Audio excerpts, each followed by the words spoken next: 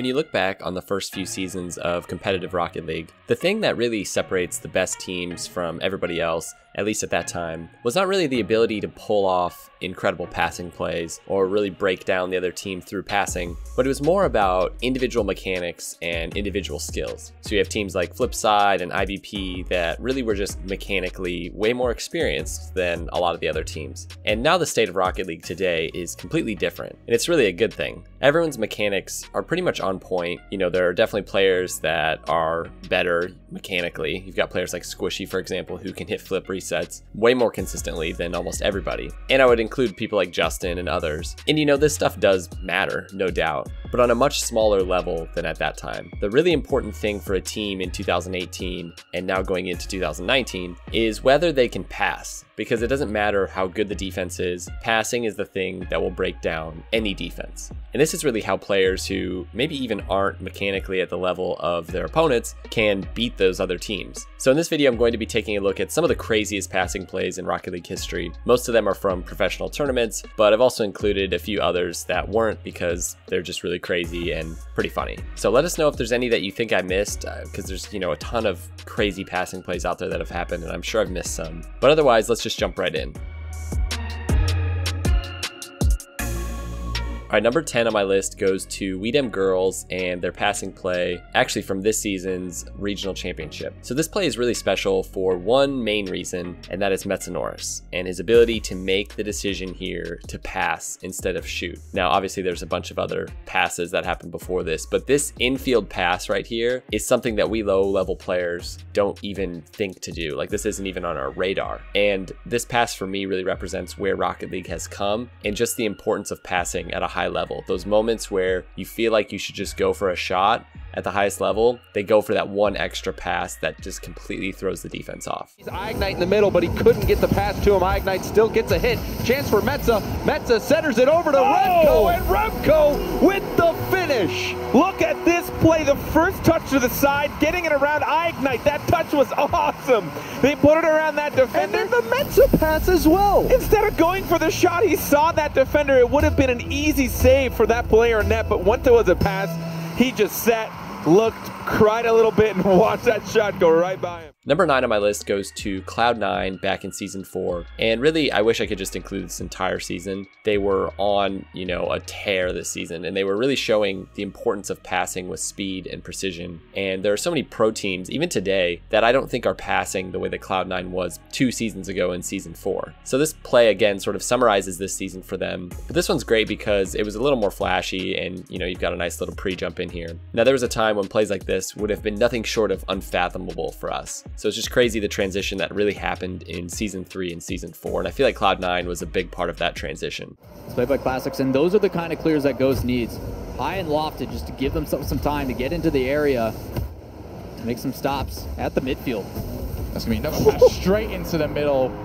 The passing plays, I almost wish we could have a trail following the ball. The moment they start doing this, just so we can see exactly what the path is that they always go for, because it's so hard. Number 8 goes to Squishy and Turbo and Rizzo with their beautiful 10-pass play on stream. Now, these kinds of plays where pros are basically just doinking each other the ball really shows the power of passing. Like, it seems kind of silly, but when you think about what they're doing, it's kind of unbelievable. It's this idea that a player with high-level passing skills can really keep the ball away from their opponents and almost kind of play keep away with them. And that's how it feels when you're playing against people who are way better than you. And I can say this from personal experience playing versus people who are pros or, you know, just like way better players. It's like you're the little kid in the middle who is just like unable to react quickly enough to really do anything. It just feels like everybody else is bigger and faster and stronger, and there's nothing that you can do. So yeah, you might as well just quit playing. Number 7 goes to the Chiefs in their match against NRG back in the Season 5 World Championship. Now, this play was not only amazing, it really was a sort of momentum swing for the Chiefs in a match where they were no doubt the underdogs having to play versus NRG. And for me, this was really the moment that I knew the Chiefs were one of the best teams in the world. And they've shown that, they've proven that every season since then. For the Chiefs as well, then they can starve out their opponents. You can see Jake try and do it, but he gets beat to it. That is huge for the Chiefs. Now Drippe is an option. They're going to try and find him. Oh, They've met this him. 1-2. There is going to be open net. There comes Drippe, securing the goal and the 2-goal lead. Just slicing and dicing this energy defense. Jake taking control of the ball that beats in Garrett, and they bring it back to Drippe and back to Jake. Oh, it's just absolutely incredible play to see, just dismantling energy. Number 6 goes to Musti and whoever else is in this play for this incredible 13 pass play. That's right, 13 passes. So that's actually 3 more than Squishy's, except their opponents were AFK for most of these passes. But even still, their opponents started to try, and even then Musti and his teammate just keep doinking the ball back and forth to each other. It's pretty great.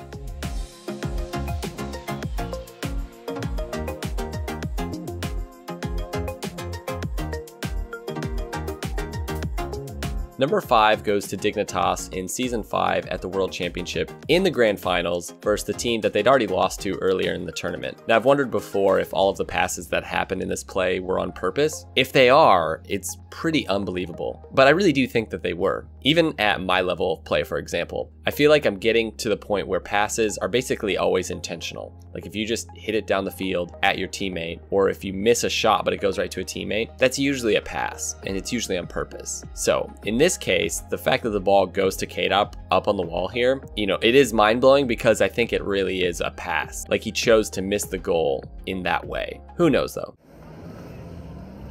Now Justin still on the goal line, bounces back out. Oh! K-Dop! No way!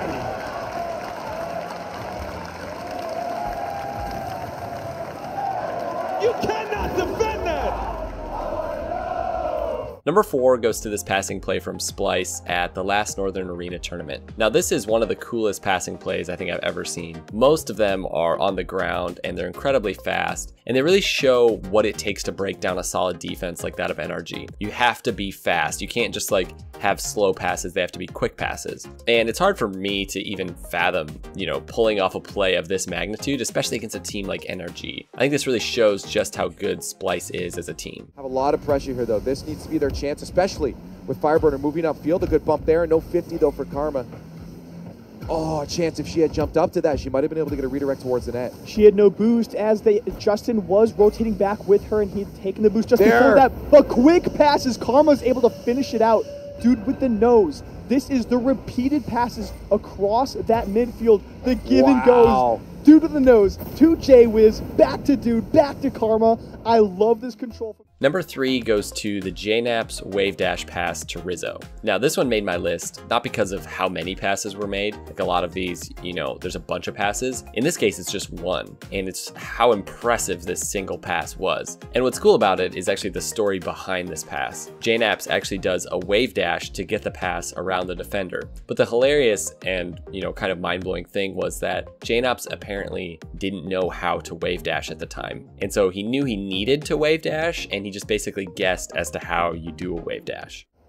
JNAPS with this ball gets a big win here. Dribble opportunity. He's going to go for the pass. No, he goes for the fake. Pass to Rizzo, and Rizzo dunks it in for the win. JNAP's an absolute monster. This first jump completely pulling Squishy out, thinking he was going to flick it. Squishy makes the first touch, and then JNAP's lands, perfectly recovers, flicks it over across the defender. That was insane. And Rizzo with the dunk. I was almost angry describing that. I started to get angry. Number 2 on my list could easily have been number 1. In fact, the only reason that this one wasn't number 1 was because it happened so much later in the competitive scene when these kinds of things were at least somewhat plausible. Number 1 is actually, you know, the same sort of play basically, but it was just so much, you know, longer ago that it's more impressive. But, you know, this one could maybe even be more impressive. I'll just let you watch it for yourself. To reverse sweep Ghost to stay in this tournament. There's a lot to ask right now. This Gale Force squad is going up Lethamir. No, oh my goodness! Unbelievable! That was a 1-2-1 in mid-air from Ghost Gaming. 2-1. What in the world? Hello, Zane Jackie, my husband. I love you. That play was nuts. Walk down. So you hardcore RLCS fans probably saw this one coming, but number 1 goes to the unbelievable and maybe unintentional passing play from way back in Season 2 of RLCS. Now this was a time when even conventional passing wasn't anywhere near what it is today. Now I say it could have been unintentional, but I really don't think that. I think this was 100% on purpose, and yeah, it's pretty mind-blowing, especially when you think about how long ago this was. Back into the middle, Sad Jr., nice flick, looks for Jacob. Jacob! No way! Sad Jr. Oh my God! The tournament! This passing play is phenomenal! Able to look out for your teammate, Sad Jr. down to Jacob, who taps it right back into Sad Jr. in the same aerial.